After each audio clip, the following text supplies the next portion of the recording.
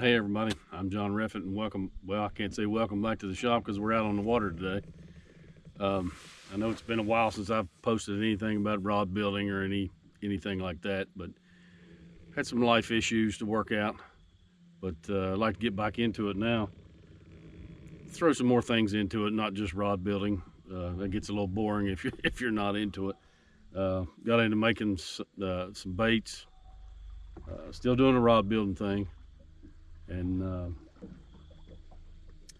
think we throw a little bit of the bait making, rod making, fishing into it, be a little more interesting than just sitting there watching somebody replace a guide or something like that. But if there's anything you want to do, we'll try to do it. You can help, I can help you, maybe you can help me along the way, but some of the bait end of it, it's like a little scoping minnow. It's called a tracer shad. You can see that. And whatever, the good thing about making your own baits is whatever color you can dream up, you can make. Like here's a few here. It's like a little Ned rig bait. It's kind of a green pumpkin brown. Like a twin tail creature kind of bait. It's kind of like green pumpkin, red flake. Good little bait. I've caught a few fish on those. Then some beaver style baits. Green pumpkin brown, black flake in that. Of course the Senko, 4-inch kind of Senko. We got some 5s. Trick worms.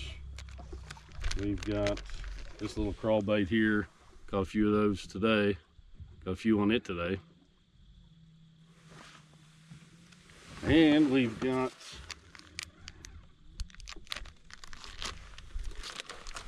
some curly tail worms.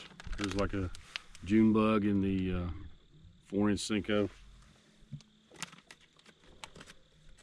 I don't have the great big one, like the 10-inch, 12-inch curly tail worms. These are 7s, I believe, here. They do work pretty well. And got some fluke style baits.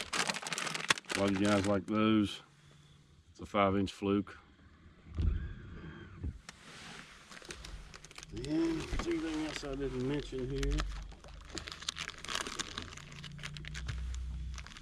It's another color, those scoping baits. It's real popular. Some people like it, some people hate it.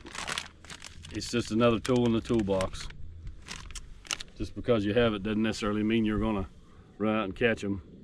They seem to like that color pretty well. And there was a black with a silver bottom, works just as well. And then of course the rods.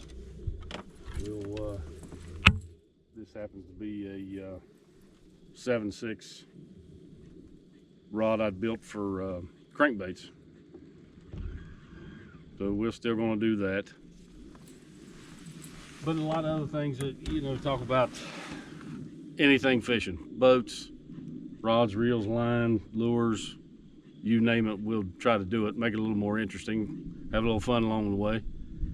One thing I thought I might talk about today is the skipping and pitching. It's getting quite popular. A lot of different companies make reels for it. This happens to be a Lew's. SP stands for skipping and pitching. And then of course your drag, it has a setting just specifically for skipping under docks. There's a couple places I fish, a few tournaments, a lot of docks on. This would be really handy. But if you've heard of BFS, you don't know what that stands for. It's Bait Finesse System. This will do that.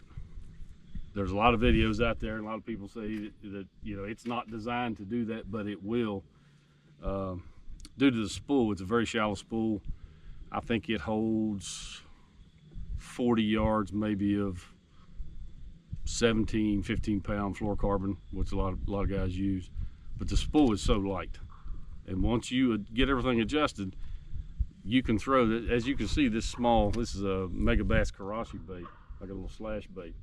That thing is about the size of my pinky, but it will throw it. I'll get some video of me throwing that thing, but you can do it. So if you don't want to buy 2 different reels, You could buy the one for skipping and pitching, and then also, you know, put this is just 10-pound line, just what I had laying around. So it does pretty well. It's pretty accurate. It will backlash from time to time, but if you get it adjusted and use your thumb, you know, just to control the spool, you'll be doing pretty good. I think my spot lock is going crazy.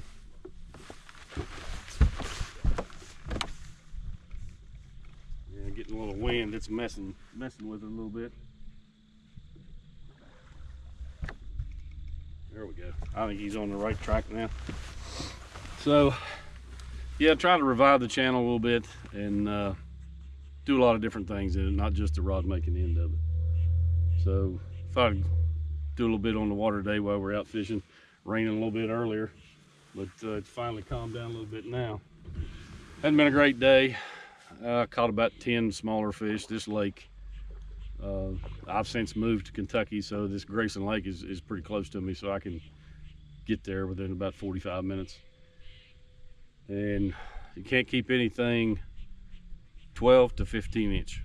If it touches the line, 12 or 15, can't keep it. Anything below, anything above. So I've caught all below 12s today, but and a few crappie to boot, but it beats working, right? So hopefully you'll follow along, and we'll have some fun, and we'll do some fishing and some bait making and rod building and anything else. There's one jumped over there. So I'll throw in some video of me throwing that little bait, show you how that thing works. Could be a handy tool, I think. Real easy to change the line on. You're only holding 40-50 yards of line, maybe about 50 on that 10, but appreciate you watching. We'll see you next time.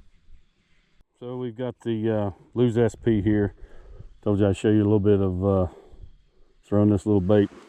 And I mean, when I say light, this thing is light. It's, like I said, about the size of my pinky.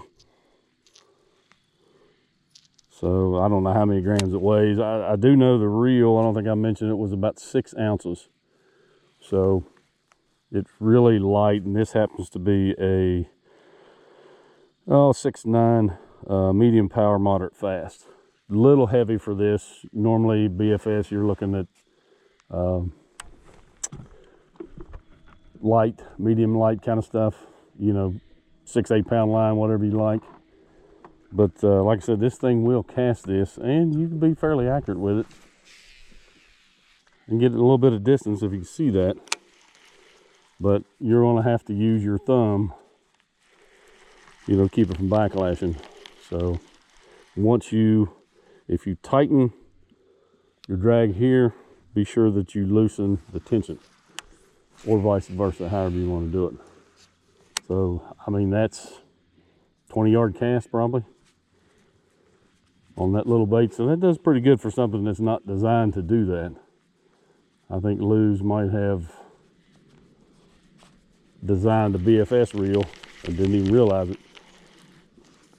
But you'll see a lot of people say it's not designed for it, don't do it. It does have a little heavier gears and that kind of stuff in it, but hey, I like it. Maybe we could catch one real quick on this. I was also throwing a 1/8 ounce spinner bait, just a little old Strike King spinner bait.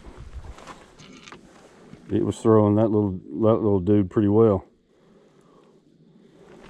So, and there's a whole host of BFS stuff now. I mean, I'm talking smaller than this lure that I'm using now, this Karashi.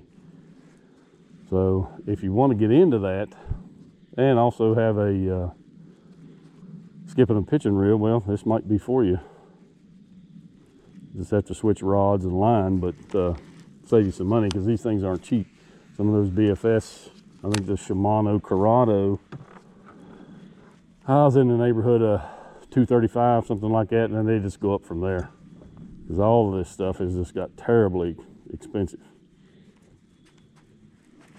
So, yep, it will do it. Because some people like to throw, and I do, I like to throw, you know, everything on bait casting gear. That's the whole BFS system, be able to throw the the light stuff on casting gear. So hope this helped you a little bit, and we'll go from there. You guys have a good one. I'll see you next time. Well, let's see what kind of cast we can get here without backlashing. As you see, it did backlash just a little bit. That's not bad for that light of a lure. See if we can do a little better. Turn up just one more notch. Back off the tension one. That's pretty daggone good, and not just a teeny tiny bit of a backlash. But I guess one good thing about this, if you did get a backlash, you're only looking, I'd say 10 pound. It's probably got to hold 60 yards of line, so it wouldn't take much to dig it out. Yep, I think I can handle that.